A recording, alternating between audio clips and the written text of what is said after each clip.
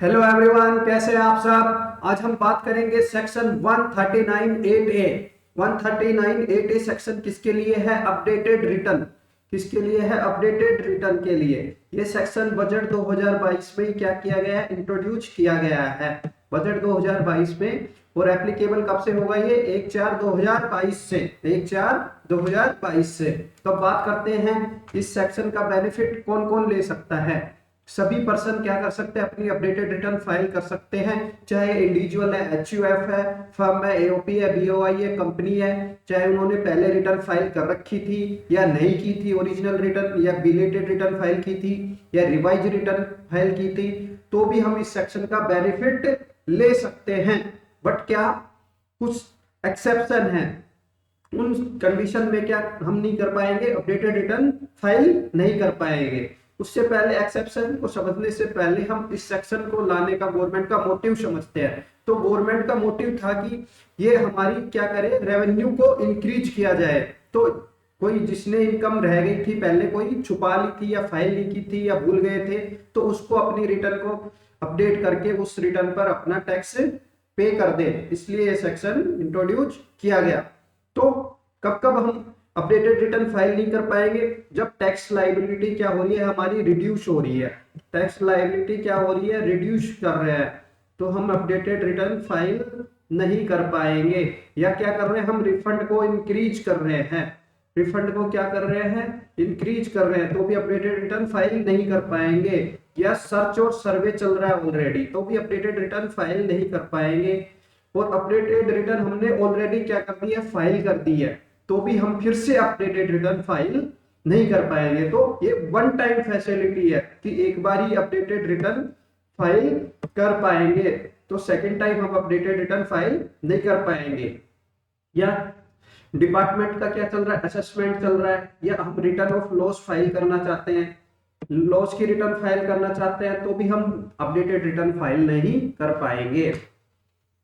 ठीक है, तो अब बात करते हैं टाइम लिमिट। कब तक हम अपडेटेड रिटर्न फाइल कर पाएंगे? 24 month from end of relevant assessment year.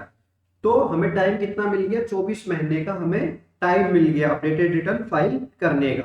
तो जैसे एग्जांपल के तौर पर बात करते हैं हम, 1/4/2022 से ही ये क्या है? इफेक्टिव। तो फाइनेंशियल 22-23 की ही हम बात कर रहे हैं, तो इसके लिए असेसमेंट ईयर कौन सा हो गया? 23-24।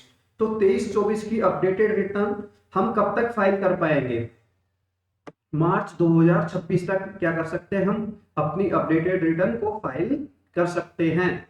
तो अपडेटेड रिटर्न को फाइल करेंगे, उस पर क्या करना पड़ेगा? हमें टैक्स भी पे करना पड़ेगा। एक तो जो नॉर्मल हमारा टैक्स है, प्लस जो इंटरेस्ट है, प्लस हमें क्या करना पड़ेगा? एडिशनल टैक्स भी पे करना पड़ेगा। एडिशनल टैक्स भी पे करना पड़ेगा। ये गवर्नमेंट ने एडिशनल टैक्स भी लगा दिया है अपडेटेड रिटर्न पर, एक पेनल्टी के तौर पर।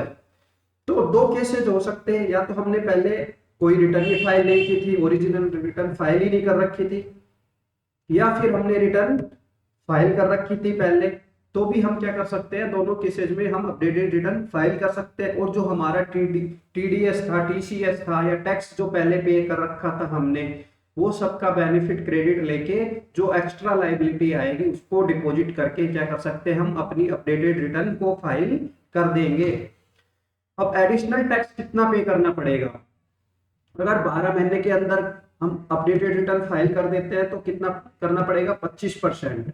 और 12 महीने के बाद फाइल करते हैं तो 50% एडिशनल टैक्स पे करना पड़ेगा। एडिशनल टैक्स नॉर्मल टैक्स और इंटरेस्ट के अलावा पे करना पड़ेगा, एक तरीके से पेनल्टी के तौर पर हो गया ये।